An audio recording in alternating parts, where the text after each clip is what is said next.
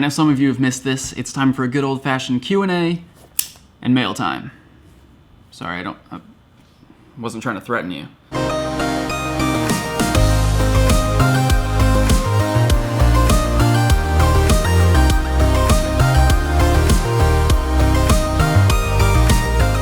Question number 1, because it's one that we kind of already know the answer to.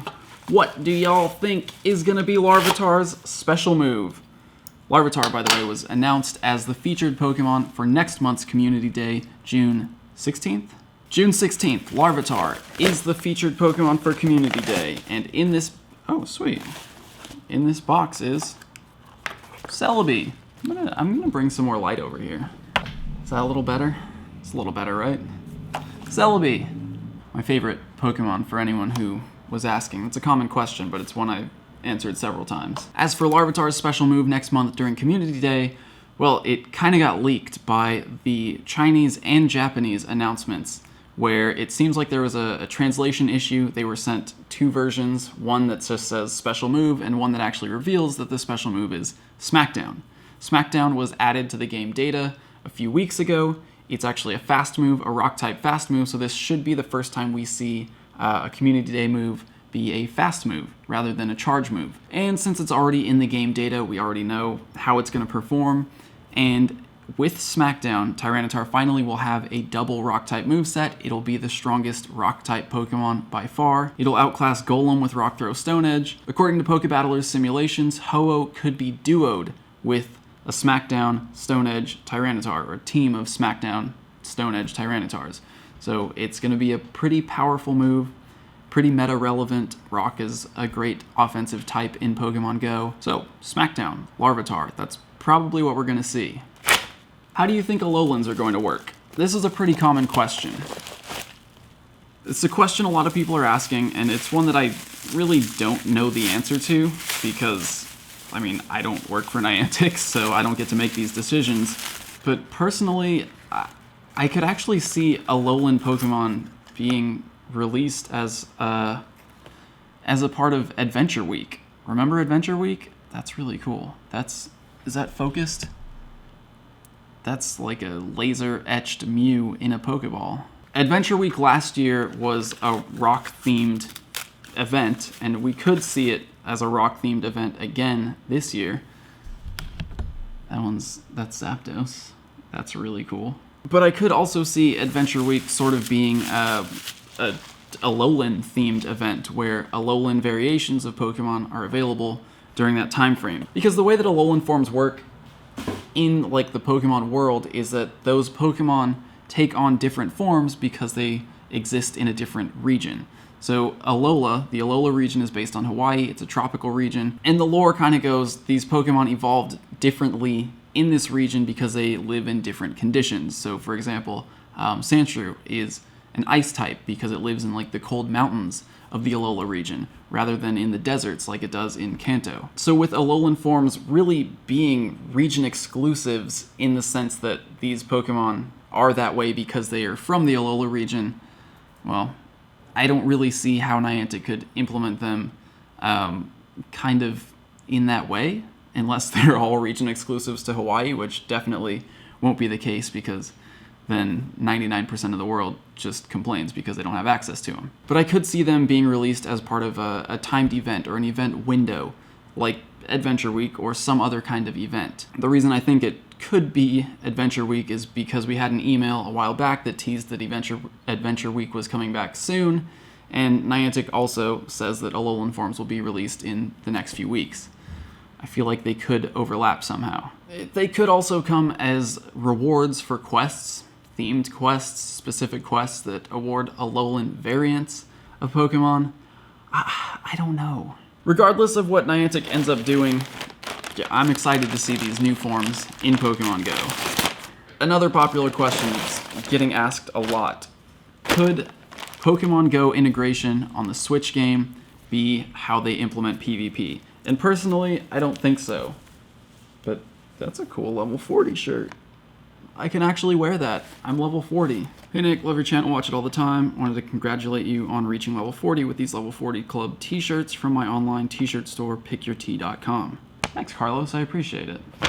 Now back to the PvP thing, I don't think the Switch integration will be the way that they add PvP to Pokemon Go, because if you had to play on Switch to PvP battle in Pokemon Go, then you're not actually PvP battling in Pokemon Go. In that sense, all you're doing is transferring Pokemon to a different system to PvP battle, and then kind of what's the point then? For one thing, the stats in Pokemon Go don't translate to the main series games. IVs work a little differently. Stats obviously are simplified for Pokemon Go, so they would either have to be upscaled to fit in the stat system of the main series game, or the stats would have to be dumbed down to Pokemon Go levels, which personally I would not be a huge fan of. I think Pokemon Go is oversimplified, and I think most people who play main series games share that opinion. So to simplify a main series game so that you could use Pokemon Go Pokemon in PvP battles, I don't think would be a good plan.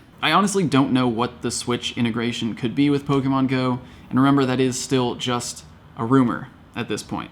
Nothing's confirmed, so we'll speculate a little further once we have more information from the Pokemon Company or from Niantic. It just says no need to open on camera, but I'm gonna open it on camera. I hope that's okay. And while I do that, the question is, any details on the GoFest meetup? The answer currently is no details. A Sense of the World, How a Blind Man Became History's Greatest Traveler. Karen, thank you for the book. I'll try to find some time to read it. Never mind, I don't have to read it. I'll just hide my knife in it. Thanks, Karen, I appreciate it. Yeah, no details on the GoFest meetup yet. We're still trying to figure everything out. Once we have details on that, we'll make an announcement, us being the YouTubers. So, stay tuned. Question, with the way YouTube works, publish or die, basically meaning you have to upload regularly. Do the longer awesome videos make sense financially for you? I love them, but I know they pretty much take up at least 7+ shorter videos that would get you the ever-important view count. How would Patreon fit in? So this is regarding videos like the Morocco video that I did, the Brandon Tan video. Basically, I have to spend a lot of time on those, and that time is spent not uploading regular videos, which means I'm not making money on ad revenue. So does it make sense financially? No, not really, not if I was relying solely on ad revenue, but luckily now I have Patreon, I have people supporting the channel, allowing me that time to create more involved, more thought out, bigger pieces of content. And then I've also been working with sponsors, which helps a lot with that. Because I'd rather work directly with a brand than let YouTube decide what ads to show you.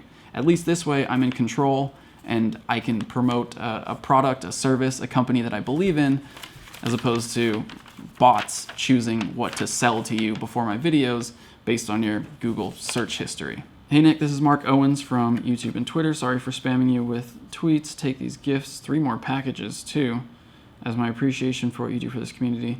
There's 3 more packages? Mark, I don't think I got 3 more packages. But yeah, to go back to the question, it is unfortunate that YouTube's algorithm, the way it's all set up, really just encourages you to upload as much as you possibly can. Quantity over quality, and personally, I would much rather spend extra time on something. So even if it doesn't make total financial sense, should I open this?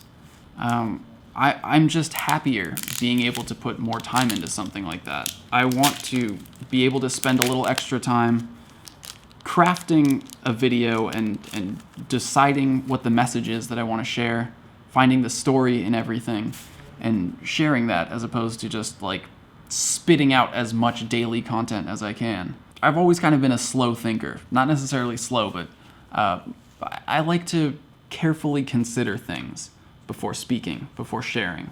So the longer form content is something I want to try to do more of, and thanks to my Patreon supporters and people, companies, brands who are sponsoring videos on the channel, I'm able to do that. Also, thanks for this, Mark. This is really cool. Shiny Celebi. Shining Celebi is what the card says, but hopefully we get Shiny Celebi in-game. Probably won't. We don't have Shiny Mew, but I'd be happy with any Celebi. Alright, so with that done, I just want to let everyone know that I'm going to be taking a brief sabbatical from social media that includes YouTube. This is something I used to do fairly frequently, where I would just kind of leave my phone and computer aside for a few days and decompress, detox, digital detox, as I like to call it. And it's been far too long since I've done that. My work now is so reliant on social media. I realize that I've realized recently that I've kind of become addicted to feedback, and I love hearing from you guys. I really do. I like hearing how my content's being received and what people think of it, but I've also just realized that it's a little bit too much. I'm constantly refreshing Twitter, checking Instagram for new comments, even if I haven't posted anything. I can't even brush my teeth without having my phone in my hand anymore, and that's just not a place that I like being. That kind of social media dependency, I think, is unhealthy. Honestly, I think Kanye West just tweeted something about this, about your phone being a tool and you should only pick it up when you need it. And I find myself right now constantly looking at it, even though I don't need to be. And it's not just social media. I feel like I need a little bit of time away from the camera, because there's a huge difference in experiencing life as a human and experiencing life as a content creator, where the narrative kind of takes over and you're constantly looking at things as content. Like, how could this be integrated into a video? How can I capture this moment or this image?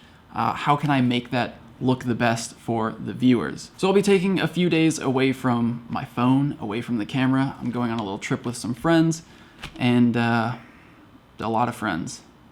It's actually kind of a big trip, but it'll be a lot of fun, and I'm really looking forward to doing it without the pressure of any of this. So I hope you all understand. Thank you in advance for allowing me this time to detox, to get away from the digital world, just go off grid for a little while. So if anything big happens, and I'm sure it will, because Niantic loves to drop big stuff when I'm away from my phone or away from my camera, well, you can thank me for taking a break if Alolan forms drop over the weekend. But with that said, starting from the time this video goes live, I will be off grid, and I'll see you, let's say Monday, maybe Tuesday. I can't wait to see what huge update I miss while I'm out there. See you soon.